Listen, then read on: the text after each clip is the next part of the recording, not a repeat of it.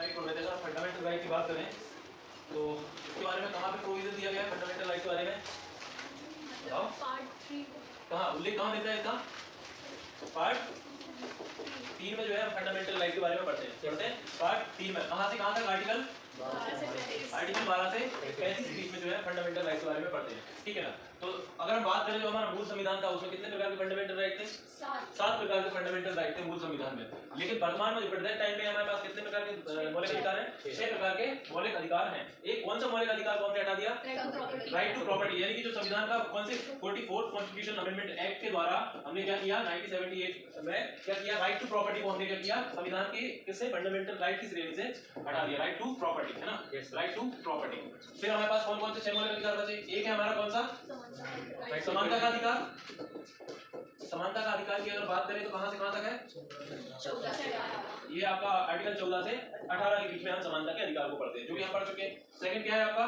स्वतंत्रता का अधिकार, right to freedom, right to freedom, है ना। स्वतंत्रता का अधिकार अगर हम देखें तो कहां से कहां तक है?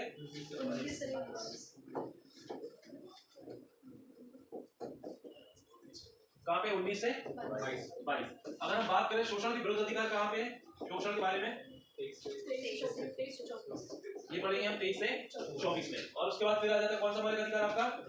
धार्मिक स्वतंत्रता, यानी रिलीजियस फ्रीडम। धार्मिक स्वतंत्रता किसमें है? धार्मिक स्वतंत्रता है हमारी कहां से? 25 से 28 के बीच हम क्या पढ़ते हैं? धार्मिक स्वतंत्रता। उसके बाद हमारे पास कौन सी बचती है? पांचवा मौलिक अधिकार जो है फंडामेंटल राइट कौन सा है? मतलब शिक्षा, संस्कृति और शिक्षा का अधिकार, मतलब कल्चरल एंड एजुकेशन, है ना, संस्कृति और शिक्षा का अधिकार। ये किसमें है आपका? अगर आए तो 29 30 में। और लास्ट कौन सा बचता है आपका? इनकी रक्षा करने वाला संवैधानिक उपचारों का अधिकार, मतलब राइट टू कॉन्स्टिट्यूशनल रेमेडी, है ना, कॉन्स्टिट्यूशनल रेमेडी, संवैधानिक उपचारों का अधिकार।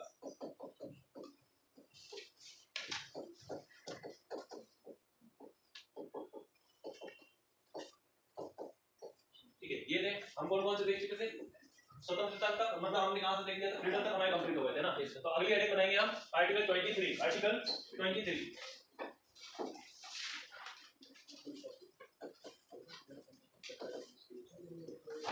आर्टिकल 23 लिखना है ना। 22 क्या लिखा था आपने? डिवीजन नहीं किया।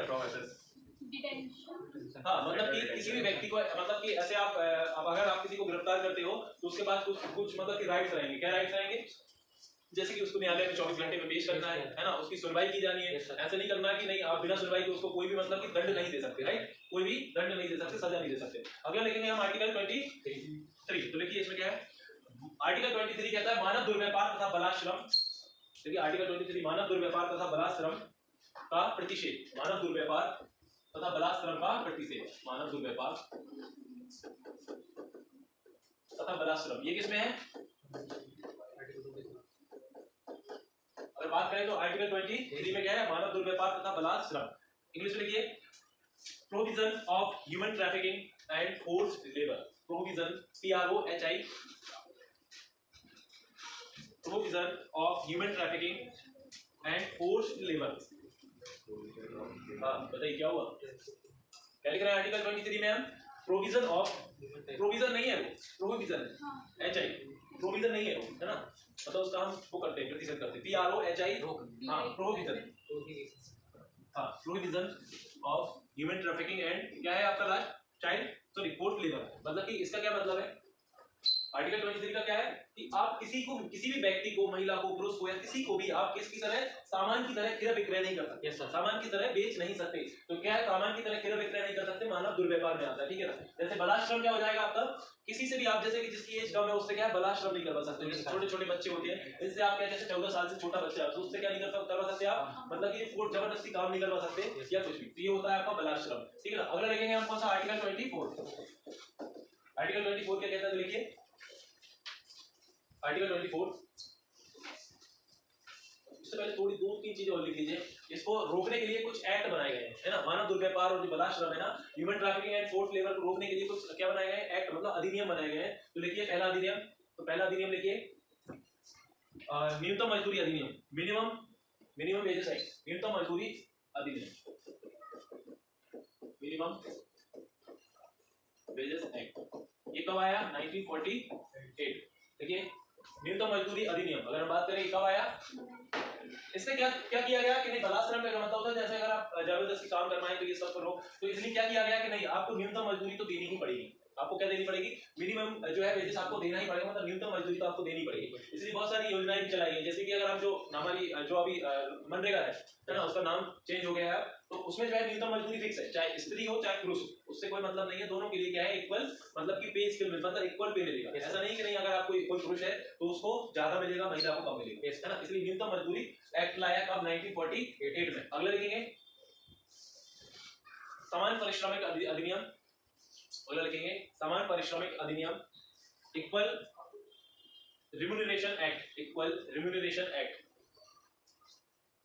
इक्वल रिम्यूनरेशन एक्ट, समान पारिश्रमिक अधिनियम, इक्वल रिम्यूनरेशन एक्ट 1976 कब आया है? समान पारिश्रमिक अधिनियम अगर बात करें तो कब आया?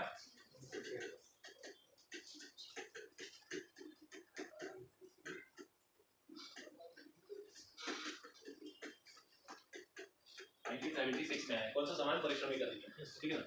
आपको मतलब मिनिमम जो है परिश्रम को प्रोवाइड करवाना पड़ेगा। अगला देखो बंधुआ मजदूरी व्यवस्था, bonded labour act, bonded labour act, बंधुआ मजदूर मतलब कि जो जिसको एक बार जैसे अगर आपने रख लिया तो फिर आप उसको बंधुआ मजदूरी करवाते हैं ना, इसको खत्म किया गया इसके द्वारा। क्या लिखेंगे? बॉन्डेड लेबर एक्ट, मतलब बंधुआ मजदूरी अधिनियम जो है कब आया? ये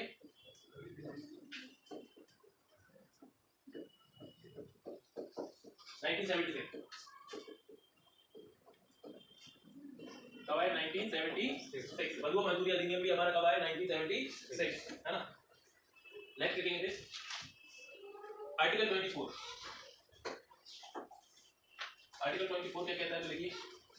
आर्टिकल 23 और 24 में हम क्या पढ़ेंगे? एक्सप्लॉयटेशन के बारे में पढ़ेंगे, राइट। तो एक होगा 23, 24 लिखिए। कारखानों आदि में बालकों के नियोजन का निषेध, कारखानों आदि में बालकों के नियोजन का निषेध,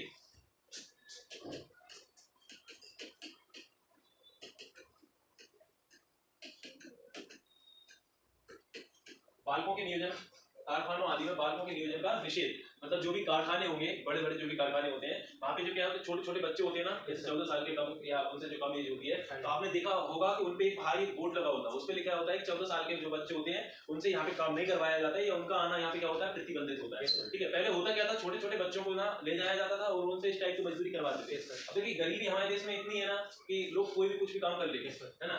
तो इसलिए क्या है, इसके लिए भी क्या किया गया, इसको निषेध किया गया। तो लिखिए इंग्लिश में provision of employment of children, provision of employment of children in factories etc. ठीक है, फैक्ट्री etc आदि, मतलब कि जो बड़ी बड़ी जो कंपनी होती है, जो फैक्ट्री होती है, उनमें क्या है बच्चों से क्या नहीं करवाएंगे आप, कोई भी मजदूरी वाला जैसे काम नहीं करवाएंगे, ठीक है ना। आर्टिकल 23 और 24 में क्या अंतर है?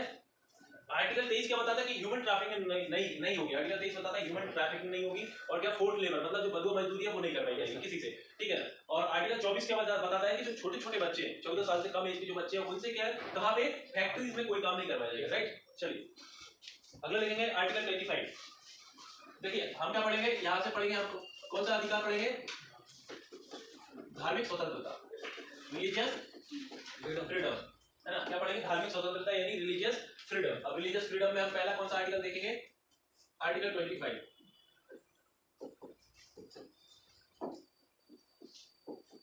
आर्टिकल 25 में लिखिए पहला, अंतःकरण की तथा धर्म को आबाद रूप से मानने, अंतःकरण की तथा धर्म को आबाद रूप से मानने तथा प्रचार करने की स्वतंत्रता, अंतःकरण की तथा धर्म को आबाद रूप से मानने तथा प्रचार करने की स्वतंत्रता। लिख रहे हैं आप? हाँ आपसे पूछ रहा हूँ। हाँ लिखिए, प्रचार करने की स्वतंत्रता इंग्लिश में लिखिए freedom of conscience, freedom of conscience, freedom of conscience, उसको कंसाइंस भी पढ़ते हैं ना, यस कंसाइंस भी पढ़ते हैं, freedom of conscience, sorry freedom of conscience and the right to freely profess, right to freely profess PROFES, profess profess 3D profess practice and propagate religion इसका क्या मतलब है? प्रोपोगेट रिलीजन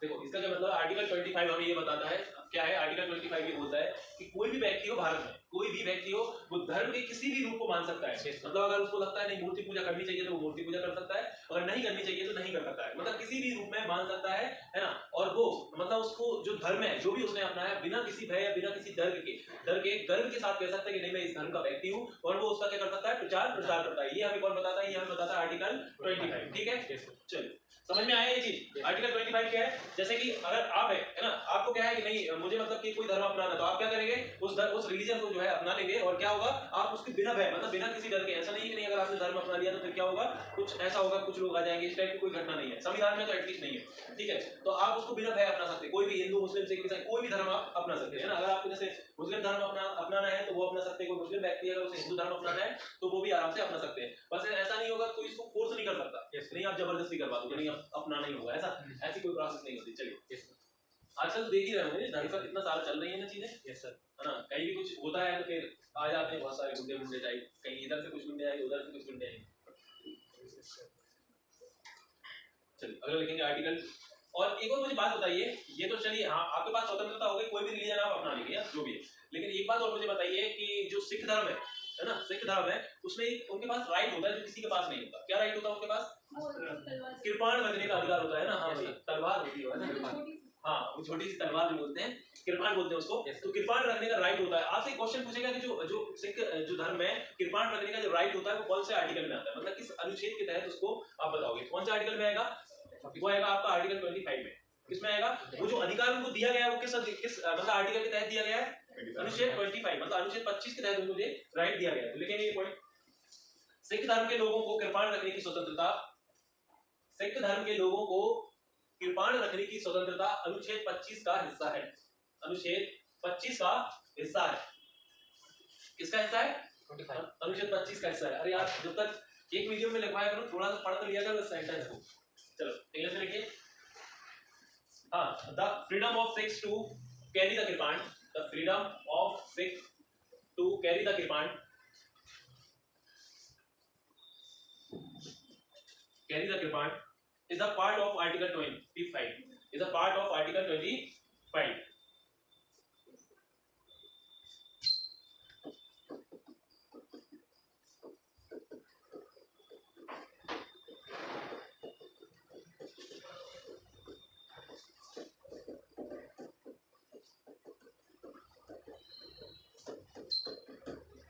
ठीक है आर्टिकल 25 क्या कहता है कि आप किसी भी धर्म को मान सकते हो उसका विचार विस्तार कर सकते हो और जो सिख धर्म को जो कृपाण रखने की जो परमिशन है वो भी किसमें आएगी आपकी आर्टिकल 25 ये भी आएगी आर्टिकल 20 ये आर्टिकल 25 का ही हिस्सा है राइट आर्टिकल 25 का ही हिस्सा है नेक्स्ट लिखेंगे एक बात और मुझे बताइए अगर मैं बात करूं हमारे देश में कितने रिलीजन है कितने धर्म है बताओ बेबी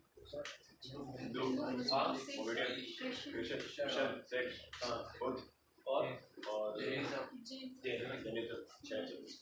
मुझे पता नहीं मुझे आप लोगों को भरोसा था ठीक है आप देखो आप ध्यान से सुनना आपने जो भी बताए थे जो हिंदू धर्म है ना हिंदू धर्म में ही आते हैं कौन से आप जो बता रहे थे एक तो बौद्ध सिख और जैन ये किसमें आती है हिंदू धर्म में ही आते हैं कौन बौद्ध सिख और कौन आएंगे जैन इनको हिंदू धर्म में ही गिना जाता है ठीक है ना अगर हम बात करें और कौन से धर्म जैसे मुस्लिम धर्म हो जाएगा है ना मुस्लिम हो जाएगा मुस्लिम के साथ और कौन से धर्म हो जाएंगे जैसे कि क्रिश्चियन हो जाएंगे एंड पारसी हो जाएंगे ये है अलग अलग धर्म बाकी हिंदू धर्म में आते कौन से बौद्ध सिख और जैन को हिंदू धर्म में आते हाँ चलो माना गया मतलब आर्टिकल 26 क्या कहता है सब दो धर्म बस दो धर्म बस मतलब इसमें दो हिंदू मुस्लिम बस उसके अंदर आते हैं नहीं हम गिनते हैं ना जैसे कि मतलब एक हिंदू वाला हो जाता है हिंदू मतलब बौद्ध सिख और जैन नहीं आते हैं इनको हिंदू ही बोला जाता है बाकी जो मुस्लिम हो जाएगा क्रिश्चियन हो जाएगा ये और एक और क्या हो जाएंगे आपके जो पारसी हो जाएंगे ये अलग अलग होते हैं ना बाकी हम भले ही उसको बोल देते हैं जैसे कि अगर बोलते हैं कि हिंदू मुस्लिम सिख ईसाई बाकी जो सिख है वो हिंदू में मतलब अपने आप को हिंदू ही बताएंगे या फिर हिंदू ही माने जाते हैं ये ना बौद्ध सिख और जैन चलिए आर्टिकल 26 अगर आपने धर्म अपना लिया तो क्या करोगे आप उसके कार्य भी करोगे कि नहीं करते तो देखो आर्टिकल 26 धार्मिक कार्यों की प्रबंध की स्वतंत्रता धार्मिक कार्यों की प्रबंध की स्वतंत्रता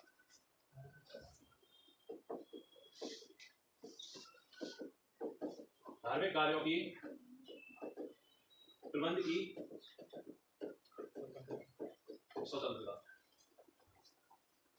इंग्लिश लिखिए, freedom to manage religious affairs.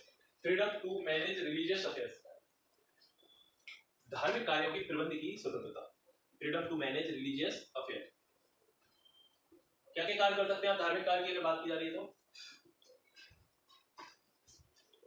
क्या कार्य करेंगे आप, मतलब कि जो धर्म से संबंधित कोई भी कार्य करते हैं, जैसे कि अगर आपको पूजा करना है या कुछ भी करना है ना, इन सब के आपके पास राइट्स होते हैं, ठीक है ना। और आर्टिकल अगला लिखेंगे, जैसे कि कोई भी प्रोग्राम कर दिया आपने, मतलब नवरात्रि में वो बिठा दी है ना, इन सब कार्य कर सकते हैं आप, रैली निकाल दी आपने, है ना, तो ये सब कार्य की स्वतंत्रता आपके पास कहां पे होती है? आर्टिकल 26 में, है ना। और आर्टिकल 25 क्या है, मतलब ये व्यक्ति प्रधान है, मतलब कि एक पर्सन को अकेला मिलता है, और जो आर्टिकल 26 है वो क्या है, एक समूह को मिल जाता है। अब अगर किसी को ऐसे एक प्रोग्राम करना है तो वो एक समूह मिलकर करता है, ऐसा थोड़ी कि एक व्यक्ति अकेले करेगा, इंडिविजुअल करता है क्या?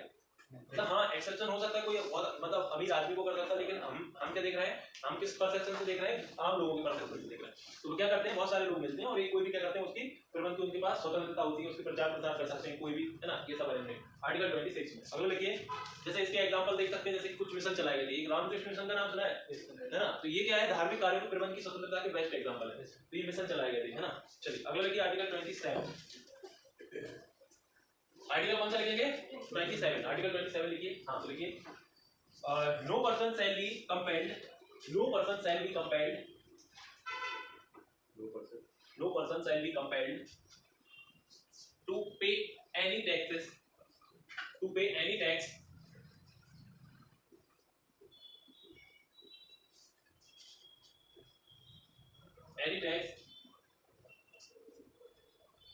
for the promotion or maintenance, for the promotion or maintenance of any particular religion,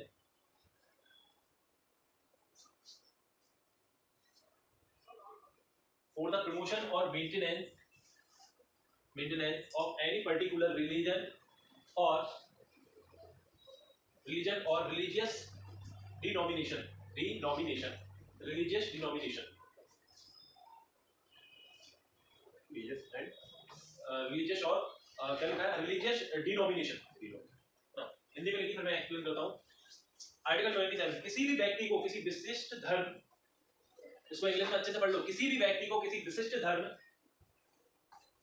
अथवा संप्रदाय की अभिवृद्धि हेतु, अथवा संप्रदाय की अभिवृद्धि हेतु, या फिर उसी के कहेंगे उसके विकास हेतु, है ना, अभिवृद्धि हेतु या पोषण में व्यय करने, या पोषण में व्यय करने के लिए, अभिवृद्धि हेतु या पोषण में व्यय करने के लिए,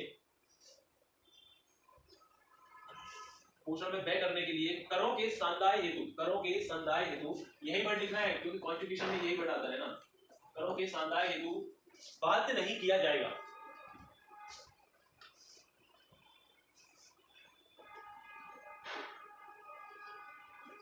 बाध्य नहीं किया जाएगा, लिख दिया सबने। चलिए अब थोड़ा सा मुझे बताइए, आर्टिकल 20 जो हम कौन सा लिख रहे हैं, 8 है, तो 27 जो है इसका मतलब क्या है, आप लोग क्या समझे बताइए। मतलब कोई भी रिलीजियस प्रमोशन या फिर कोई मेंटेनेंस हो, उसमें टैक्स पे नहीं करेगा। ऐसा है क्या? पता नहीं। अरे पता नहीं कि भारत में ले रहे हो कि अमेरिका में ले रहे हो, बताओ ऐसा है क्या? फिर क्यों नहीं है बताओ, रीजन बताओ। बिल्कुल ऐसा है। कभी आपने देखा है कि कभी कोई जैसे एक धार्मिक, जैसे हमारे यहाँ पे राम मंदिर अभी बनाया गया है, हम उसकी का एग्जांपल लेते हैं, तो ऐसा हुआ है कि आपको मतलब ये कहा गया हो कि नहीं आप टैक्स तो मंदिर बनेगी? हाँ हाँ बताओ बताओ, आराम से बोलो, कोई दिक्कत नहीं। क्या मांग रहे हैं? शुल्क मांग सकते हैं, वो एक अलग चीज होती है, लेकिन राम मंदिर के बारे में मांगा है क्या आपसे? शुल्क नहीं मांगा है। मतलब हो सकता है जो बड़ा कोई व्यक्ति उसने 1 करोड़ भी दिया हो, और जिसकी क्षमता नहीं हो सकता उसने 1 केजी गेहूं दिया हो, है ना, यही हुआ है ना। ऐसा तो नहीं है कि नहीं आपको उसको मतलब बढ़ावा देने के लिए या कुछ भी करने के लिए आपको बहुत सारा पैसा देना हो, कि नहीं उन्होंने तय कर दिया कि नहीं हम सबको 5-5 हज़ार रुपए देने पड़ेंगे, ऐसा तो नहीं है। तो आपके पास क्या था, ये रिलीजियस फ्रीडम है कि अगर आपका मन है या आपकी इतनी क्षमता है तो आप क्या कर सकते हो, पे कर सकते हो, वरना पे करने की जरूरत नहीं है, ठीक है। ये कौन सा कहता है, हमारा आर्टिकल 27 कहता है, ठीक है ना। अगर हम कोई जैसे कि मान के चलिए कोई विशेष धर्म को हम बढ़ावा दे रहे हैं या उसको उत्थान के लिए, उसके प्रचार प्रसार के लिए, कोई ऐसा थोड़ी करेगा कि नहीं आपके यहाँ पे आए कि नहीं हमें धर्म का प्रचार प्रसार करना, आप पैसे दो, नहीं होगा ना। ये बताता है आर्टिकल 27, इसके मतलब खिलाफ आपको क्या है, इसका राइट है। अगला देखेंगे आर्टिकल 28, आर्टिकल 28, है ना। आर्टिकल 28 तो लिखिए freedom as to attendance, freedom as to attendance, freedom as to attendance at religious freedom as to attendance at religious instruction or worship, religious instruction or worship, religious instruction or worship in certain education in certain educational institutions, in certain educational institutions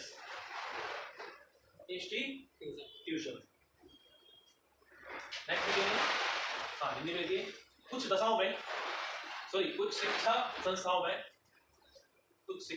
में धार्मिक निर्देशों या उपासना, किसी को बोलते धार्मिक निर्देशों या उपासना, धार्मिक उपासना हेतु उपस्थित होने की स्वतंत्रता, उपासना हेतु उपस्थित होने की स्वतंत्रता, आर्टिकल 28 क्या है? देखो 26 क्या था कि आपसे किसी भी प्रकार का क्या नहीं लिया जाएगा, टैक्स नहीं लिया जाएगा। अगर किसी भी हम एक रिलीजन को एक धर्म का जो है विकास करना चाहें तो आपसे टैक्स नहीं लिया जाएगा। भाई आर्टिकल 28 क्या कह रहा है कि कुछ जैसे कोई संस्थान है या कुछ भी है तो आपके पास की राइट होता है कि नहीं, अगर ऐसा नहीं है कि अगर कोई संस्थान, धार्मिक संस्थान या कोई भी है कि आपको वहां पे जाना ही होगा, ये जरूरी नहीं होता। जैसे अगर एक ऐसा एग्जांपल ले ले, जब भी हमारे यहाँ पूजा आती है, कुछ भी होगा तो क्या जरूरी मतलब हमेशा आप जाती है क्या कोई आपको फोर्स करता है क्या?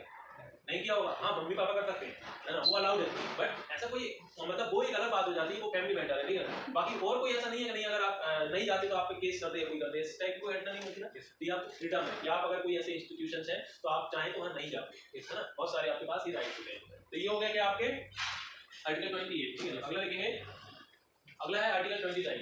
अच्छा, अगला हम जो पढ़ रहे हैं धार्मिक स्वतंत्रता, हमने कहाँ से कहाँ तक पढ़ी? 25 से 28 आर्टिकल है ना। अब पढ़ेंगे हम क्या?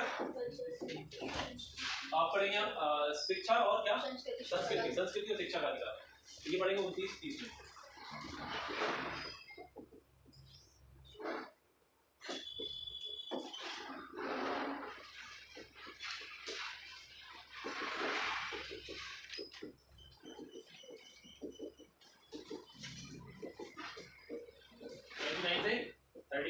देखिए पहला ही आर्टिकल 39,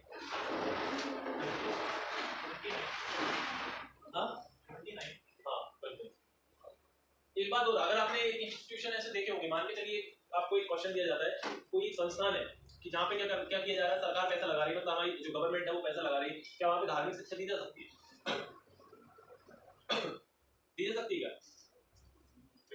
नहीं दी जा सकती, क्योंकि अभी हमने पढ़ा है कि इनसे आपको क्या है छुटकारा, जैसे कि हमने आर्टिकल 27 में भी पढ़ा था। तो 28 का ये सब क्लॉज है 1, उसमें क्या कहा जाता है, कोई भी धार्मिक शिक्षा संस्थान में क्या है, अगर आपका मतलब ऐसा जैसे सरकार, जैसे मान के चलिए स्कूल है ना, हमारे देश में एक सरकार बन गई, ठीक है, जैसे ये कोचिंग है, ठीक है, हमारे देश में एक सरकार बन गई। अब सरकार जो बन गई, क्या इसमें एक विशेष धर्म को बढ़ावा देने के लिए शिक्षा दे सकती है?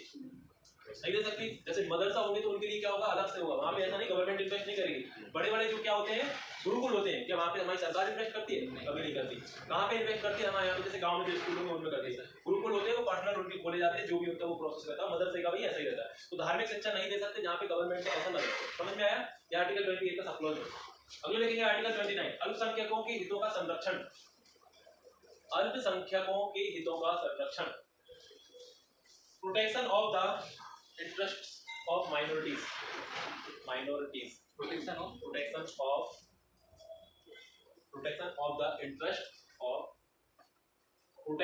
the interests of minority।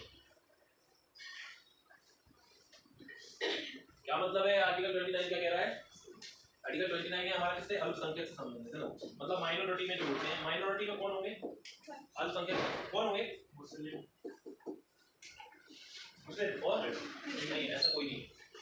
इसने ये बताया ही नहीं कि माइनॉरिटी में होंगे क्यों। माइनॉरिटी में वो होंगे जिनकी संख्या कम हो जाएगी या जिनकी भाषा लुप्त होने वाली होगी, जो जाति धीरे धीरे खत्म हो रही होगी।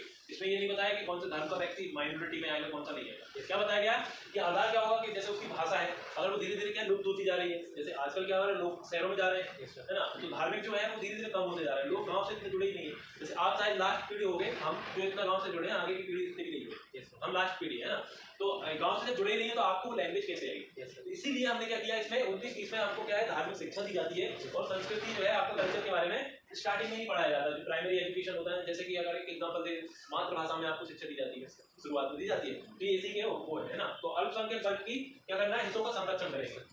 जैसे कि क्या कर देंगे हम, उनकी लिपि का संरक्षण करेंगे, उनकी लैंग्वेज यानी भाषा का संरक्षण करेंगे, ये उनका क्या होता है, उनको प्रोटेक्ट करेंगे इस करके। चलिए अगले लिखेंगे article 30।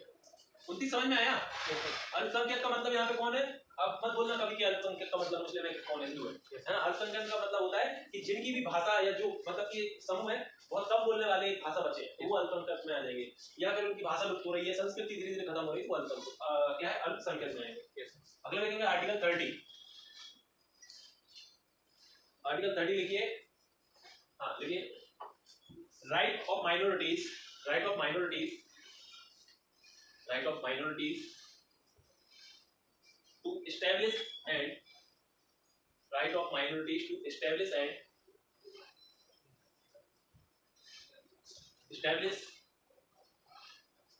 and administer educational institution, administer educational institutions।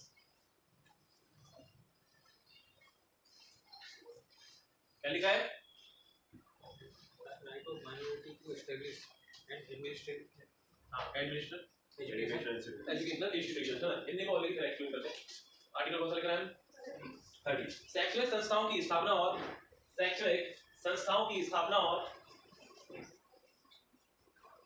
प्रशासन करने का अल्पसंख्यक वर्गों का अधिकार, प्रशासन करने का अल्पसंख्यक वर्गों का अधिकार।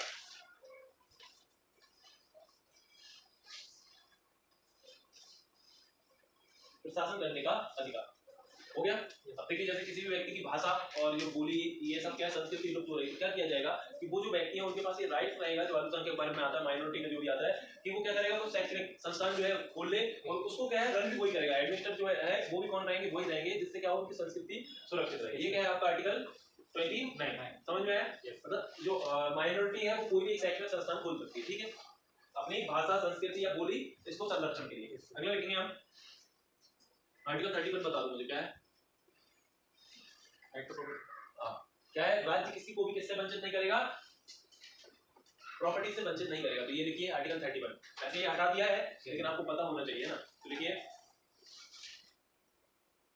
No person shall be deprived, no person shall be deprived, no person shall be deprived, DEPRIVED,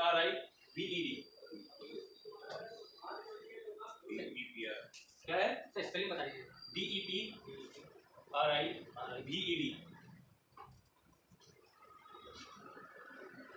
of his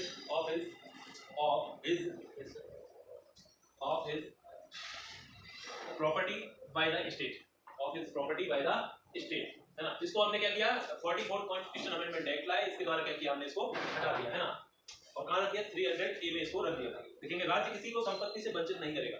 article 31 क्या है, राज्य किसी को संपत्ति से वंचित नहीं करेगा।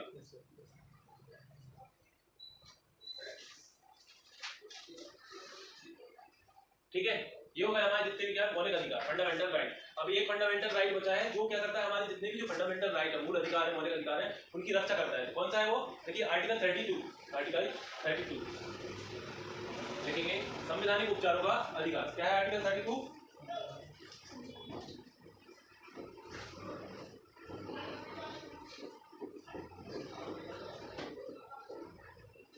संवैधानिक उपचारों का अधिकार।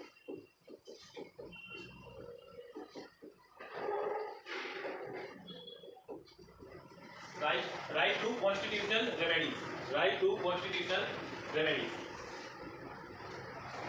ठीक है। अगर आपको मौलिक अधिकार का हनन होता है ना, तो आप क्या करोगे, सीधे जाओगे आर्टिकल 32 के तहत कहाँ न्यायालय सुप्रीम कोर्ट, मतलब सुप्रीम कोर्ट क्या करता है, आपको फंडामेंटल राइट की रक्षा करता है, ठीक है ना। तो अनुच्छेद 32 की तरह जा सकते हो आप, न्यायालय जा सकते हो। अगर मौलिक अधिकार का हनन होता है तो जो सुप्रीम कोर्ट है वो क्या करेगा, सुप्रीम कोर्ट 5 प्रकार के रिट जारी करता है। सुप्रीम कोर्ट क्या करता है, रिट जारी कर सकता है, क्या कितने प्रकार की, 5 प्रकार की रिट जारी करता है। अगर जैसे किसी के फंडामेंटल राइट का रिट होती क्या है, रिट क्या है, सुप्रीम कोर्ट जारी करता है। जैसे कि एक आपने सुना होगा हैबियस कॉर्पस, यस सर सुना है, हैबियस कॉर्पस। एक सुना होगा आपने मैंडमस, यस सर, है ना। जैसे अधिकार प्रेक्षा हो गया, आपका प्रतिषेध हो गया, या फिर परमादेश, मतलब हम आदेश देते हैं, क्या आदेश देते हैं कि जिस व्यक्ति को आपने गिरफ्तार किया उसको 24 घंटे में हमारे सामने पेश किया जाए। जैसे 5 प्रकार की रिट होती है, देखेंगे। सबसे पहले बंदी प्रत्यक्षीकरण, मतलब ये अगर न्यायालय जारी करेगा किस आर्टिकल के तहत करेगा, आर्टिकल 32 के तहत करेगा। कौन करेगा, सुप्रीम कोर्ट करेगा। और हाई कोर्ट अगर रिट जारी करता है तो कौन से आर्टिकल के तहत, देखो रिट जो है अगर बात करें सुप्रीम कोर्ट किस आर्टिकल के तहत करेगा, आर्टिकल 32 के तहत। अगर बात करें हाई कोर्ट किस आर्टिकल के तहत करेगा, 226 के तहत। ये लिखना है आपसे, क्वेश्चन को ये पूछेगा कि सुप्रीम कोर्ट को रिट जारी करने की जो पावर है वो किस आर्टिकल में दी गई है, आर्टिकल 32 में दी गई है। हाई कोर्ट को किस में दी गई है, 226 में दी गई है, ठीक है ना। और सुप्रीम कोर्ट या हाई कोर्ट कितने प्रकार की रिट जारी कर सकते हैं, तो 5 प्रकार की रिट जो है जारी की जा सकती है, ठीक है ना। पहली है कौन सी आपकी, पहली है बंदी प्रत्यक्षीकरण।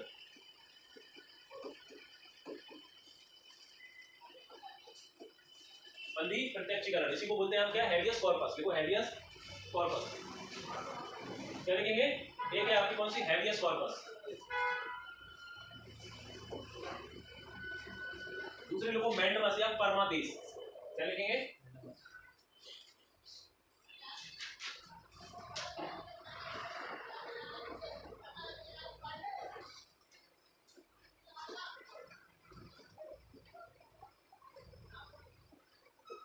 मैंडमस या किसी को बोलते हैं हम परमादेश।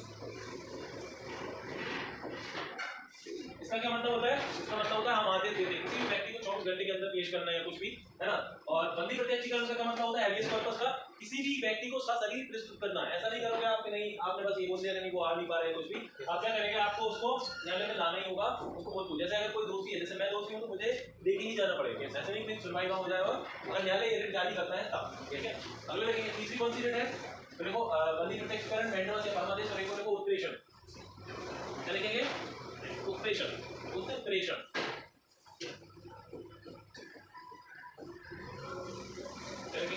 उत्प्रेषण। इसको लिखो आप CERTI को,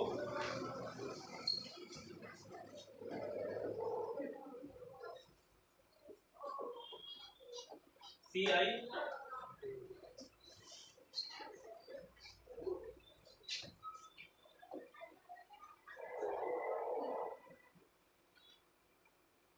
क्या पढ़ते हैं इसको, सर्टिओररी है ना, यही मैंने पिछली क्लास में आपको पढ़ाया, मैंने बोला। अब इसको अलग अलग प्रोनाउंस करते हैं, इसका अलग अलग प्रोनाउंस बोलते हैं, तो भाई आप अपने हिसाब से जो लगे वो प्रोनाउंस करो। क्या बोलते हैं, सर्टिओररी है ना, उत्प्रेषण। अगला लिखेंगे कौन सा है, कोर्ट प्रतिषेध, प्रोविजन। अगली रेट कौन सी है, प्रतिषेध यानी कि प्रोविजन, PROHIVITION, प्रोविजन।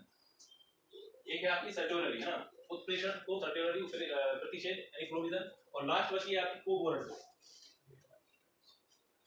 अगर न्यायालय उत्प्रेषण जारी करेगा तो इसका मतलब क्या होता है कि सूचना देना, या उसको मतलब कि सूचना देना, या फिर वहां पे क्या होता है मतलब प्रमाणित होना, इसको बोलते हैं क्या हम उत्प्रेषण। प्रतिषेध यानी कि मतलब न्यायालय क्या कर देता है, इस पे रोक लगा देगा या कुछ भी। तो रोकना क्या होता है, न्यायालय रोक लगा देगा, कब कौन सी जारी की जाती है, प्रतिषेध, है ना।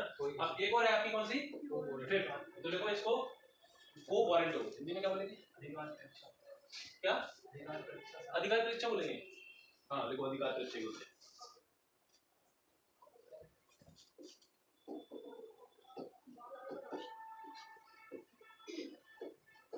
अधिकार परीक्षा, इसी को बोलते हैं क्या, को वारंट, को वारंट।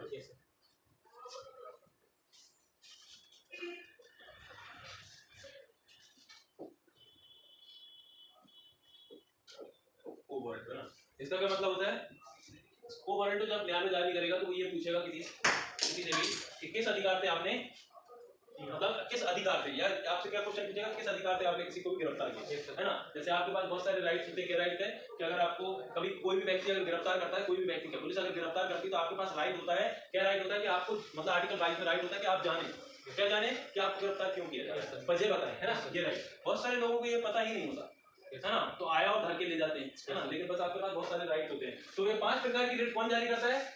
सुप्रीम कोर्ट जारी करता है। आर्टिकल किसके तहत? आर्टिकल 32 के तहत। अगर आप पूछे आपसे हाई कोर्ट जो है 5 प्रकार की रिट जारी करता है, वो किस आर्टिकल के तहत करता है? तो आर्टिकल 226 के तहत करता है। अगला लिखेंगे हम, अगला लिखेंगे article 33।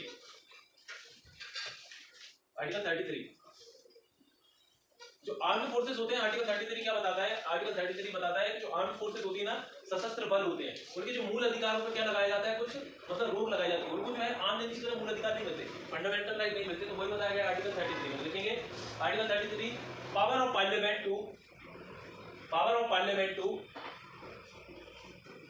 Power of parliament to restrict और एब्रोगेट, रिस्ट्रिक्ट और abrogate, power of parliament to restrict or abrogate the fundamental rights, abrogate the fundamental rights, fundamental rights होता है, abrogate the fundamental rights of member of the armed forces, of member of the armed forces, सशस्त्र बलों के मूल अधिकारों पर, सशस्त्र बलों के मूल अधिकारों पर प्रतिबंध का अधिकार किसको होता है? पार्लियामेंट को होता है। हाँ, सशस्त्र बलों के मूल अधिकारों पर प्रतिबंध का अधिकार किसको होता है? पार्लियामेंट को होता है ना। जैसे कि देखिए, कोई भी अगर आदमी है सेना में, तो यहाँ थोड़ी उसको अगर फंडामेंटल राइट आपने दे दी कि नहीं आप कहीं भी आ जा सकते हैं, तो इन पर क्या है? रोक लगाई जाती है। कहीं भी अगर आप जॉब कर रहे हैं तो आपके जो फंडामेंटल राइट है जैसे उन पर क्या है? कुछ रोक लगाई जाती है। क्यों लगाई जाती है? क्योंकि वो हमारे देश के लिए भी अच्छा है। रोक तो आपको लगानी पड़ेगी। अगर आप रोक नहीं लगाओगे तो क्या हो जाएगा? वो मतलब चीज़ों का उल्लंघन होगा, उनको आप कर नहीं सकते, है ना। तो सशस्त्र बलों के जो मतलब हमारे अधिकारों को रोक लगती है आर्टिकल 3, है ना। आर्टिकल 34 लिखेंगे आप, आर्टिकल 34। मार्शल लॉ के बारे में किसने सुना है? हाँ, मार्शल लॉ। तो मार्शल लॉ होता क्या है? मतलब ये इमरजेंसी की तरह नहीं होता, लेकिन उसका थोड़ा सा अलग होता है। कैसे अलग होता है? जैसे अगर मान के चलिए कहीं पे दंगा हुआ, भोपाल में कहीं पे दंगा हुआ, तो क्या होगा? मार्शल लॉ लगा दिया जाएगा। इसके द्वारा होगा क्या कि यहाँ पे आर्मी का रूल हो जाएगा। यस सर, ऐसा नहीं कि सीधा किसके हाथ में चल जाएगा, केंद्र के हाथ में चल जाएगी। किसका रूल हो जाएगा? आर्मी का रूल हो जाएगा। वही उसमें क्या करेंगे? हम रूल करेंगे। मतलब जब भी जितने भी टाइम तक मार्शल लॉ लगाया जाएगा। बाकी अगर जैसे हमारे पास आती है एक नेशनल इमरजेंसी आती है, तब क्या होता है? प्रेसिडेंट रूल हो जाता है। देश में राज्य में क्या होता है? प्रेसिडेंट रूल हो जाता है। जिसका एक एग्जांपल है मणिपुर। अभी वहाँ प्रेसिडेंट रूल लगा किसी, है ना, अब खत्म हो गया, अब वहाँ के नए सीएम बनने जा रहे हैं। ठीक है, तो ये होता है मार्शल लॉ में किसके पास राइट्स हो जाते हैं? शासन करने का आर्मी के पास। ठीक है, यही होता है मार्शल लॉ। यही बताया गया है हमारे इसमें आर्टिकल 34 में। जिसके द्वारा एक बात और बता दो, अगर मैं कहूँ कि हमारे कौन से फंडामेंटल राइट्स ऐसे हैं जो खत्म हो नहीं सकते कभी भी? बेसिकली कौन से फंडामेंटल राइट्स सिर्फ इंडियन सिटीजन को दिए गए? 15, 16, 19, 29, 15, 16, 19, 29 और 30 किसको दिए हैं? इंडियन सिटीजन को दिए गए, है ना। आर्टिकल 34 लिखेंगे मार्शल लॉ। तो लिखेंगे restriction of fundamental rights, restriction of fundamental rights during the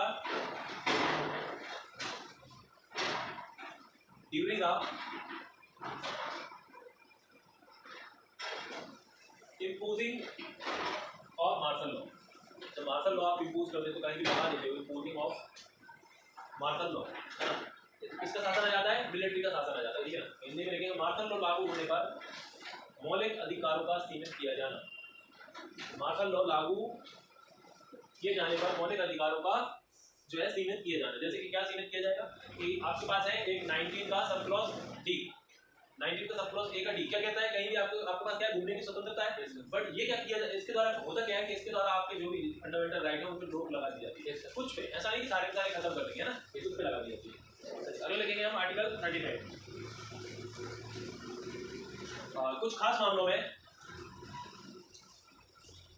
article 35 कुछ खास मामलों में कानून बनाने का अधिकार, कुछ खास मामलों में कानून बनाने का अधिकार केवल किसको है? संसद को है। लिखेंगे power to make laws in certain special cases, power to make laws in certain special cases, special cases rest only with the parliament, rest only with the parliament. मतलब कि सिर्फ जो पार्लियामेंट है उसको ही ऐसे कुछ अधिकार होते हैं, जैसे नागरिकता संबंध जो सिटीजनशिप है उससे रिलेटेड जो भी लॉ बनाएगा कौन बनाएगा? मतलब सेंट्रल गवर्नमेंट ही बनाएगी ना, पार्लियामेंट। ऐसा थोड़ी नहीं मध्य प्रदेश की सरकार नागरिकता संबंधी कोई प्रोविजन थोड़ी बना सकती है। कौन बनाएगा? पार्लियामेंट बनाएगा। ये दिया गया किसमें आर्टिकल 35 में। आर्टिकल 34 हमने क्या पढ़ा, मार्शल लॉ। बस इतना याद रखना, कुछ याद नहीं रखना, आपको सिर्फ याद रखना मार्शल लॉ। आर्टिकल आपने 33 में क्या पढ़ा, आपके फंडामेंटल राइट क्या है, आर्टिकल 33 में क्या है, मार्शल लॉ 34 में है, 33 में है जो आर्म्ड फोर्सेस हैं उनके फंडामेंटल राइट को क्या किया जाएगा, सीमित किया जाएगा, प्रतिबंधित किया जाएगा। 32 में आपने क्या देखा था, कॉन्स्टिट्यूशनल रेमेडी, सुप्रीम कोर्ट है ना, कॉन्स्टिट्यूशनल रेमेडी जिसके द्वारा जो सुप्रीम कोर्ट है कितने प्रकार की रिट जारी कर सकता है, 5 प्रकार की रिट जारी कर सकता है। और इस आर्टिकल के द्वारा करेगा, आर्टिकल 32 के तहत करेगा, आर्टिकल 32 के तहत। और अगर हाई कोर्ट की बात करें तो हाई कोर्ट किस आर्टिकल के तहत करेगा, 226। कौन सी 5 प्रकार की रिट होगी, बंदी प्रत्यक्षीकरण है ना, और एक होगी कौन सी, मैंडेमस हो जाएगी, मैंडेमस के बाद हो जाएगी आपकी कौन सी, उत्प्रेषण, उत्प्रेषण के बाद एक कौन सी हो जाएगी, 36 यानी प्रोविजन है ना, प्रोविजन। और इसके बाद हो जाएगी अधिकार परीक्षा यानी कि को वारंट, ठीक है। उसके बाद हमने क्या देखा, 31 में क्या देखा हमने, प्रॉपर्टी से रिलेटेड। 30 में क्या देखा हमने, माइनॉरिटीज क्या है, कुछ शिक्षा संस्थान खोल सकती है, ये किसमें 30 में। 29 में क्या था, क्या है 29 में, माइनॉरिटी का क्या है, वो अपनी क्या कर सकती है, भाषा लिपि मतलब लैंग्वेज जो होगी उसकी संस्कृति है उसकी क्या कर सकती है, वो रक्षा कर सकती है। माइनॉरिटी में कोई भी हो सकता है। 28 में क्या पढ़ा हमने, मतलब कोई भी धार्मिक मतलब कोई भी ऐसी एक इंस्टीट्यूट होगी जहाँ पे अगर केंद्र सरकार इन्वेस्ट कर रहा है, कुछ भी जो है अपनी मतलब पैसा लगा रहा है, वहाँ पे क्या है आपको धार्मिक शिक्षा नहीं दी जा सकती। फिर हमने 27 में क्या पढ़ा, मतलब टैक्स नहीं देना पड़ेगा। अगर कोई भी ऐसी इंस्टीट्यूट है वहाँ पे आपको टैक्स नहीं देना पड़ेगा। या उपस्थित ना होने का अधिकार किसमें, 28 में। 27 में क्या है, किसी भी प्रकार का किसी मतलब एक धर्म का अगर आपको वो करना है तो उसमें आपको पे टैक्स नहीं करना। 26 क्या कहता है आर्टिकल, कि आप धार्मिक कार्य की प्रबंध कर सकते हो, मतलब उसको क्या कर सकते हो, मतलब ऑर्गेनाइज कर सकते हो, मैनेज कर सकते हो। फिर हमारा 25 क्या कहता है कि आप धर्म के किसी भी रूप को मान सकते हो और किसी भी प्रकार की पूजा पाठ कर सकते हो, है ना, और उसका प्रचार प्रसार भी कर सकते हो, है ना। अब मुझे एक बात बताइए कि जो शिक्षा धर्म को जो कृपाण रखने की जो फ्रीडम दी गई है वो कौन से आर्टिकल का हिस्सा है, आर्टिकल 25 का हिस्सा है, ठीक है ना। 24 में क्या पढ़ा हमने, बाल के जो छोटे छोटे बच्चे होते हैं उनको कहाँ कारखानों में नहीं, मतलब कि निषेध है उनका, है ना। फिर हमने 23 में क्या पढ़ा, human trafficking and labour force, है ना। चलिए अगला देखेंगे, हेडिंग बनाएंगे सिटीजनशिप।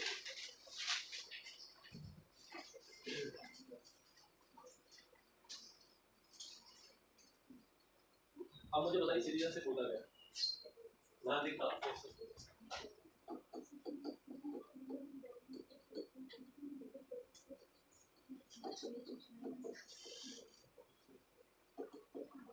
इधर कहाँ से हैं, कहाँ से हैं आप, बात कर रहे हो, पीछे कहाँ से हो आप, पढ़ के आए हो, खुद तैयारी में आए हो, मैंने इतनी पढ़ाया। जैसे अगर आप जनरली कोई आपको पूछता है कि आप कहाँ से हो, आप क्या बोलेंगे, नहीं जनरली जैसे मध्य प्रदेश में इंडिया से बोलोगे। यहाँ पे बल्लू के इधर अगर आप चाय पी रहे हैं, जैन की इधर चाय पी रहे हो, वहाँ पे कोई बोलता है भाई कहाँ से हो आप, तो आप बोलोगे इंडिया से। ऑफर नहीं हो जाएगा, नहीं हो जाएगा ऑफर। आप क्या बोलोगे, हाँ डिस्ट्रिक्ट बोलोगे राइट, है ना, कि नहीं सर मैं बालाघाट से हूँ या फिर मैं चंबल से हूँ, ऐसा कुछ बोलोगे राइट, है ना। अगर आप मध्य प्रदेश से बाहर जाएंगे तो आप क्या कहेंगे, कोई पूछेगा जैसे आप ट्रेन में सफर कर रहे हैं, कोई यात्रा पे जा रहे हैं, तो उन्होंने पूछा आप कहाँ से हो, है ना, या मान के चलिए कोई पाजी मिल गया, सरदार जी मिल गया, कोई भी व्यक्ति, उन्होंने पूछा आप कहाँ से, तो आप क्या बोलोगे सर मध्य प्रदेश, ठीक है। अब अगर आप देश के बाहर जा रहे हो, है ना, तो आप क्या बोलोगे, सर मैं इंडिया से हूँ, ये थोड़ी कि नहीं सर मैं बालाघाट से, ये बोलोगे नहीं बोलोगे। तो जो सिटीजनशिप क्या बताती है, सिटीजनशिप बताती है आपके और आपका जो भी कंट्री है उसके बीच में क्या रिलेशन बताती है, संबंध बताती है। सिटीजनशिप कई प्रकार की हो सकती है, सिंगल हो सकती है और डुअल हो सकती है। सिंगल हमारे यहाँ पे एकल नागरिकता है, जैसे अमेरिका में डुअल नागरिकता है, ठीक है ना, ये होती है सिटीजनशिप। अब सिटीजनशिप अगर आपको कहीं की मिली है तो उसमें क्या होते हैं, आपको पॉलिटिकल और क्या होते हैं, कुछ पॉलिटिकल और सिविल राइट्स प्रोवाइड किए जाते हैं। जैसे कुछ राजनीतिक और सिविल राइट्स मिलते हैं। राजनीतिक जैसे अगर देश के नागरिक हो तो आप इलेक्शन लड़ सकते हो, ऐसा है कि नहीं डोनाल्ड ट्रम्प यहाँ से चुनाव लड़ लेते हैं, नहीं है ना। ये क्या है, ये आपका क्या है, ये आपकी नागरिकता जो क्या है आपको कुछ विशेष अधिकार देती है। अधिकार क्या देगी, आपको यहाँ पे जॉब की अपॉर्चुनिटी देगी, है ना। ऐसा थोड़ी कि हम कहीं बाहर से किसी व्यक्ति को लेना है सरकारी नौकरी उनको भर्ती करें, नहीं होगा, है ना। आपको क्या है वोट डालने का अधिकार देगी सिटीजनशिप, है ना। जैसे अगर आप कहीं स्कूल में दाखिला लेते हैं, स्कूल में एक स्कूल में दाखिला लेते हैं, तब तक आप उसके मेंबर नहीं, जैसे आप उसमें इंटर मतलब उसमें आपने क्या किया एडमिशन ले लिया, आप उसके मेंबर हो। ऐसे ही ये देश होता है। अब वो कुछ उसके काम होंगे कि नहीं आपको स्किल डेवलप करवाना है, आपको इस नियम को बनाना है कि आप क्या कर सके आगे चल के आपका मतलब कि अपना फ्यूचर बना सके, ये उसका काम होगा। ठीक है, आपका काम क्या होगा कि जो वो बता रहे हैं उन रूल्स को फॉलो करें। तो ऐसे इंडियन सिटीजन जो है उनके भी कुछ रूल्स होंगे जो उनको फॉलो करेंगे। ये होता है सिटीजन। आया समझ में? बहुत सिंपल सी लैंग्वेज में। पहली बात तो सिटीजन क्या बताता है, आपके और आपके देश के बीच संबंध बताता है, रिलेशन बताता है। दूसरा, आपको सिटीजन अगर आप हैं तो आपके पास क्या रहेंगे, सिविल और पॉलिटिकल राइट्स रहेंगे, मतलब राजनीतिक और जो है सिविल अधिकार आपको दिए जाएंगे। ठीक है ना, ये होते हैं नागरिकता। अब जो नागरिकता है ना, सिटीजनशिप, अगर इसको हम देखें तो कहाँ पे है, ये आपके संविधान के कहाँ पे, ये संविधान के भाग 2 में, या इसी को बोले पार्ट 2 में, कहाँ से कहाँ तक, यह आर्टिकल 5 to 11 आर्टिकल 5 से 11 में हम क्या है, नागरिकता के बारे में पढ़ते हैं। अब नागरिकता के बारे में क्या पढ़ते हैं 5 से 11 में, देखिए पहले 5 से 11 जैसे कि जो नागरिकता है वो 5 से 11 में, मतलब जो भी प्रोविजन होंगे कि आपको नागरिकता कैसे मिलेगी, है ना। अगर मान के चलिए कोई पाकिस्तान से भारत आया, उसको नागरिकता हम कैसे देंगे, है ना। या फिर ऐसा हुआ कि भारत से पाकिस्तान गया, फिर मन नहीं लगा तो क्या किया, दोबारा से भारत आया, उसको नागरिकता के संबंध में कोई प्रोविजन दिया जाएगा। ये होती है आपकी क्या, सिटीजनशिप। अब और भी प्रोविजन किए जा सकते हैं, कैसे, नागरिकता छीनी कैसे जा सकती है, इस आधार पर छीन सकते हैं, या तो आप खुद ही छोड़ दो। जैसे मैंने अमेरिका की नागरिकता अपना ली, मेरी यहाँ की नागरिकता खत्म हो जाएगी, सिटीजनशिप खत्म हो जाएगी, मुझे बर्खास्त भी किया जा सकता है, मतलब हटा भी सकती है सरकार, है ना। ये मेरे कुछ आधार होंगे, लेकिन मैं प्राप्त कैसे कर सकता हूँ, मैं कर सकता हूँ बाय बर्थ कर सकता हूँ। मेरा जन्म यहाँ हुआ है, जैसे मेरा जन्म यहाँ हुआ है, तो मुझे क्या है, यहाँ पे मेरा जन्म हुआ है, नागरिकता मिल गई अपने आप, मुझे वीज़ा नहीं पड़ा। फिर मेरे जो वंश है, मतलब अगर मैं कहीं बाहर रहता हूँ, विदेश में रहता हूँ, लेकिन जो मेरे पेरेंट्स हैं या कोई भी है, एक व्यक्ति कोई भी है, अगर वो भारत का है तो मेरे वंश के आधार पर, मेरे जो मतलब एंसेस्टर है वो यहाँ से रहे हैं, तो भी मुझे नागरिकता मिल जाएगी। फिर और क्या तरीका हो सकता है, जैसे आप फॉरेनर है, आप यहाँ पे आपने यहाँ पंजीकरण करवाया और आप यहाँ 7 साल रहे, तब भी आपको नागरिकता मिल जाएगी, 7 साल, वो एक अलग है, मैं वो भी बता रहा हूँ, है ना। फिर अगर नेचुरल तरीके से अगर आपको नागरिकता लेना तो आपको 14 साल लेना पड़ेगा, है ना। ये इसके क्या होते हैं, तरीके होते हैं जिससे आपको नागरिकता मिलती है। इसलिए हम नागरिकता कहाँ पढ़ते हैं, भाग 2 में नागरिकता पढ़ते हैं, कहाँ से, आर्टिकल 5 से 11 में। अब जो अगर बात करूँ नागरिकता अधिनियम, पहली बार कब आया नागरिकता अधिनियम, जो भी इसमें नियम कानून होंगे ना नागरिकता संबंधित, तो नागरिकता अधिनियम लेके आए हम कहाँ से, अधिनियम आया हमारा कब, 1955 में, मतलब सिटीजनशिप एक्ट। क्या है, सिटीजनशिप एक्ट कब आया हमारा, 1955 में आया। अब जो सिटीजनशिप एक्ट है, ठीक है, इसके द्वारा मतलब इसमें जो भी है आपके रूल्स रेगुलेशंस होंगी। फिर अगर बात करें जो सिटीजनशिप है हमने ली कहाँ से, किस देश से हमने इसको अडॉप्ट किया, कहाँ से हमने इससे प्रेरित हुए, तो ब्रिटेन से। कहाँ से, ब्रिटेन से, या इसी को बोलते हैं यूनाइटेड किंगडम, है ना। यहाँ से हमने क्या है, नागरिकता ली है। जैसे अगर हम बात करें फंडामेंटल राइट, फंडामेंटल राइट हमने कहाँ से लिए थे, अमेरिका, कहाँ से कहाँ तक पढ़े थे, 12 से 35, और ये हम कहाँ से कहाँ तक पढ़ना है, 5 से 11, है ना। और सिटीजनशिप एक्ट कब है, 1955। इतनी कहानी समझ में आई। हमारे यहाँ की अगर हम सिटीजनशिप देखें, नागरिकता देखें कैसी है, सिंगल सिटीजनशिप है। और कहाँ की डबल है, डुअल कहाँ की है, डुअल है, जैसे यूएसए है, मतलब सिंगल और डबल में और एक और बात समझने बस, और ज़्यादा कुछ है नहीं। सिंगल और डबल में अंतर क्या होता है, जैसे सिंगल सिटीजनशिप है आप, जैसे मध्य प्रदेश के आप निवासी हैं और भारत के भी निवासी हैं, मतलब भारत में ही मध्य प्रदेश आता है।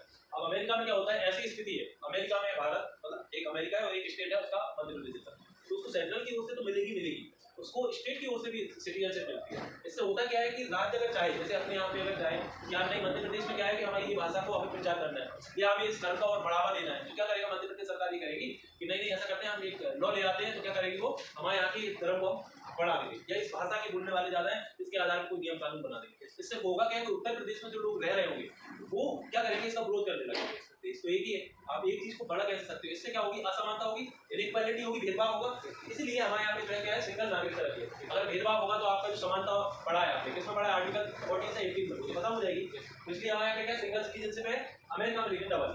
इतनी कहानी आई समझ में, पीछे चलो। हाँ आप बताओ, नागरिकता जल्दी से एक्सप्लेन कर दो, 1 मिनट क्या होती है, क्या समझे इतनी देर में मैंने भाषण किया, जल्दी बताओ। डर लगता है, बताओ। अब तो कहीं भी वो भी अलाउ नहीं है मारना पीटना, तो आपको डरना ही नहीं चाहिए। अब तो टीचर को मार देते हैं स्टूडेंट। हाँ इधर आप बताओ। हाँ मैम आप बताइए, क्या नाम है आपका? हाँ हाँ तो पूनम जी बताइए, जल्दी बताना है। कौन बता देगा? आप भी बता दोगे, इधर भी आप बता दोगे। हाँ आप बताओ, आप लगाए ना होगी। जो भी बेसिक आपको पता उतना बताओ, ऐसा कोई ज़्यादा लोड लेने की जरूरत नहीं। अब जब नहीं भी पता तो इनको कौन सा मतलब फांसी लटका दिया है ना, आपको जो पता था। सर सिटीजनशिप जहाँ पे पर्सन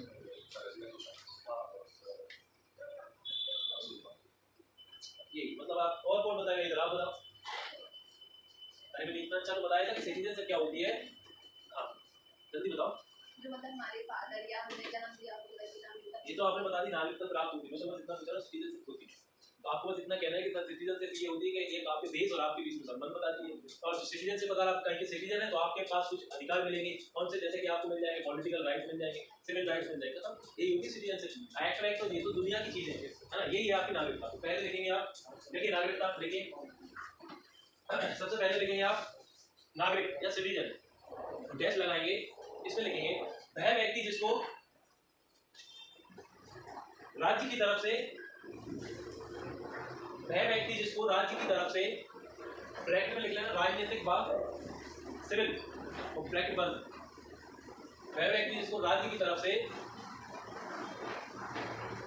अधिकार सुनिश्चित किए जाते हैं, ये क्या होता है आपका नागरिक होता है। ठीक है, a person to whom right, ये लिखेंगे a person to whom right, a person to whom right are guaranteed by the state, guaranteed by the state. कौन से राइट, ब्रैकेट में लिख लेना पॉलिटिकल एंड सिविल राइट।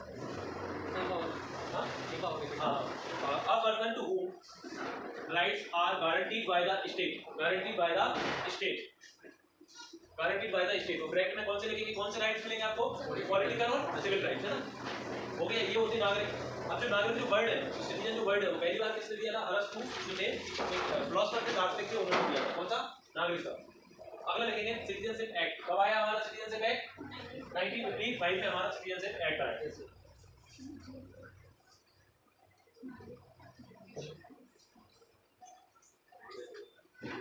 अब रिवाइज कर लो जितना भी हमने पढ़ा। क्लास खत्म होने का टाइम है, क्वेश्चन बनेंगे आपसे, मुझे भरोसा है ना।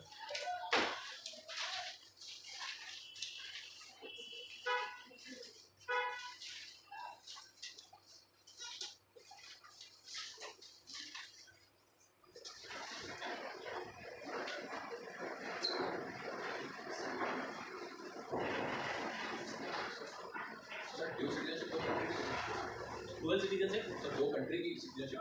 नहीं, जैसे अमेरिका है हमारे, जैसे हमारा भारत है, हमारे भारत में कितने स्टेट है, 28 स्टेट है, 28 स्टेट है, और आपके 8 क्या है, यूनियन टेरिटरी है। अमेरिका में भी ऐसे कितने 51 52 स्टेट है ना, 51 और 52 जो है स्टेट है, और अमेरिका उनका पूरा हेड है।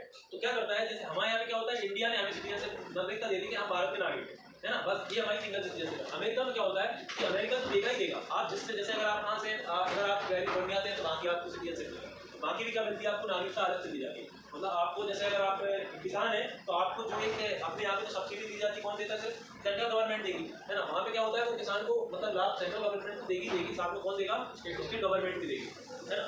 ये होती है डुअल सिटीजन, मतलब राज्य की और वहाँ की।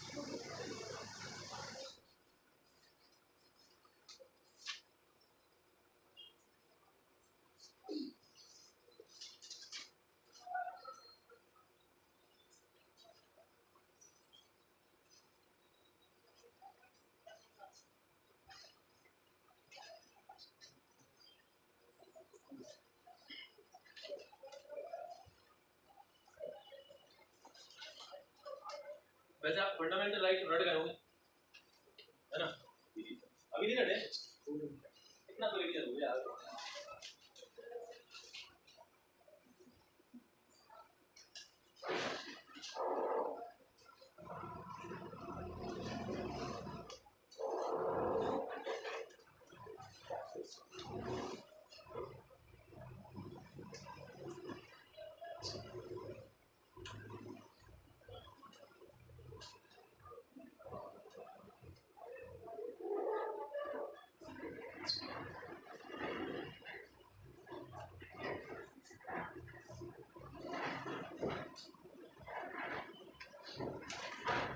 पढ़ लिया,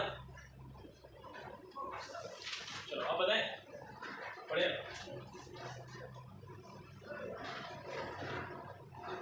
देखिए हमने क्या पढ़ा, हमारा फंडामेंटल राइट कंप्लीट हो गया। अगर हम फंडामेंटल राइट की बात करें, मौलिक अधिकार मतलब कौन से अधिकार, मौलिक अधिकार होते क्या हैं? मौलिक अधिकार वे अधिकार होते हैं जो हमें राज्य के विरुद्ध दिए जाते हैं। क्यों दिए जाते हैं? क्योंकि राज्य अपनी मनमानी न कर पाए। आपके पास कुछ राइट्स हो, आपके पास कुछ राइट्स हो, जैसे कि आपके पास कुछ फ्रीडम हो, जैसे कहीं आने जाने की स्वतंत्रता हो, आपके पास राइट हो कौन सा कि आप इक्वली आपको सबको समझा जाए। ऐसा नहीं हो कि एक वर्ग को ऊपर समझा जाए, आपको नीचे समझा जाए। आपको धार्मिक स्वतंत्रता दी जाए, इसी को बोलते हैं हम फंडामेंटल राइट। अगर फंडामेंटल राइट की बात करें तो आप कहां से कहां तक पार्ट 3 में फंडामेंटल राइट का क्या है उल्लेख है, और कहां से कहां तक पढ़ते हैं हम आर्टिकल 12 से 35 तक हम क्या पढ़ते हैं फंडामेंटल राइट के बारे में पढ़ते हैं। अगर फंडामेंटल राइट की बात करें तो कहां से किस कॉन्स्टिट्यूशन से लिए गए हमारे देश में? कहां से लिए? कहां से? अमेरिका के संविधान से हमने इनको लिया है। कहां से? अमेरिका के संविधान से लिया गया है। पहले अगर बात करें मूल संविधान में 7 मौलिक अधिकार थे, है ना। एक मौलिक अधिकार कौन सा? 44वें संविधान संशोधन 1978 द्वारा राइट टू प्रॉपर्टी को जो है हमने क्या किया, हटा दिया। अब हमारे पास क्या है 6 मौलिक अधिकार बचे। कौन कौन से 6 मौलिक अधिकार हैं? एक है समानता का अधिकार, राइट टू इक्वालिटी, सभी को क्या है इसके द्वारा समान समझा जाए, किसी को ना ऊंचा ना नीचा, है ना। जो भी आपके समानता है इसमें आपकी 14 से 18 में आप देखिए, ठीक है ना। फिर है आपकी स्वतंत्रता यानी कि फ्रीडम, है ना। फ्रीडम यानी आजादी। कौन सी फ्रीडम होगी कि आपके पास स्वतंत्रता है, आप बोलने की स्वतंत्रता है, आपके पास घूमने की स्वतंत्रता है, आपके पास क्या है यूनियन बनाने की स्वतंत्रता है, आपके पास कहीं भी देश में कहीं भी बसने की स्वतंत्रता है, आपके पास कोई भी व्यापार करने की भी क्या है स्वतंत्रता है। ये होती है आपकी स्वतंत्रता। फिर कहां से पड़ा आपको स्वतंत्रता 19 से 22 में। फिर हमने देखा राइट अगेंस्ट एक्सप्लॉइटेशन यानी शोषण के विरुद्ध अधिकार। ये कहां से पता पड़ेंगे हम आर्टिकल 23 से 24 में। शोषण के विरुद्ध अधिकार अगर आप देखें तो कहां से मतलब देखा हमने 23 से 24 में शोषण के विरुद्ध अधिकार हमने पढ़ा। ये शोषण के विरुद्ध मतलब क्या कि किसी का ह्यूमन ट्रैफिकिंग ना हो और क्या ना हो फोर्स लेबर जैसे जो भी चलती थी प्राचीन चीजें ये सब खत्म हो। उसके बाद जो बालक है छोटे छोटे जो बच्चे हैं उनको कहां कारखानों में उनका निषेध हो, मतलब उनको कारखानों आदि में एंट्री ना हो, उनसे कारखानों आदि में काम ना करवाया जाए। फिर होगा शोषण। शोषण के बाद आ जाएगी आपके पास क्या धार्मिक स्वतंत्रता, क्या रिलीजियस फ्रीडम। अब देखो अगर आप किसी देश में रह रहे हैं उसका कल्याणकारी एक राज्य उसको देश बनाना है तो आपके पास फ्रीडम होनी जरूरी है। तो आपके पास धार्मिक स्वतंत्रता है। धार्मिक स्वतंत्रता क्या है कि आप किसी भी धर्म को मान सकते हो, उसकी पूजा कर सकते हो, उसको गर्व से बिना किसी डर के क्या कर सकते हो प्रचार प्रसार कर सकते हो। ये क्या कहता है हमारा आर्टिकल 23 से 25 से 28 मतलब धार्मिक स्वतंत्रता। ये हो गया आपका फंडामेंटल राइट। फिर अगर आप देखें 5वां फंडामेंटल राइट कौन सा है आपका? संस्कृति और शिक्षा का अधिकार, कल्चरल एंड एजुकेशनल राइट। ये किसमें 29-30 में आर्टिकल 29-30 में इनके बारे में हमने पढ़ा। क्या है संस्कृति और शिक्षा का अधिकार? अगर कोई भी एक वर्ग जो माइनॉरिटी में है तो उसके पास ये अधिकार है वो अपनी संस्कृति और अपनी शिक्षा मतलब संस्कृति और जो अपनी भाषा लिपि इसको बचाने का क्या है उसके पास राइट होता है। आर्टिकल के तहत 29 और 30 के ये पढ़ा हमने। ये कि आपको कौन सा 5वां फंडामेंटल राइट। फिर हमने 6वां फंडामेंटल राइट कौन सा देखा? देखो ये 5 तो आपको फंडामेंटल राइट हो गए। अब इनकी रक्षा भी तो कोई करेगा कि नहीं? तो हमने 6वां बना दिया क्या संवैधानिक उपचारों का अधिकार मतलब राइट टू कॉन्स्टिट्यूशनल रेमेडी, है ना। ये किसमें आर्टिकल 32 में हमने इसको पढ़ा, ठीक है। ये 32 में हमने पढ़ा। अगर हम बात करें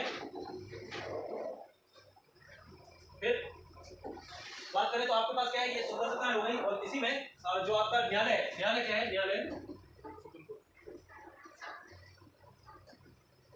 न्यायालय है क्या कर सकता है? सुप्रीम कोर्ट या फिर क्या कर सकते हैं उसको हाई कोर्ट। ये क्या है? रिट जारी कर सकता है। रिट जारी कर सकता है। किस प्रकार की रिट जारी कर सकता है?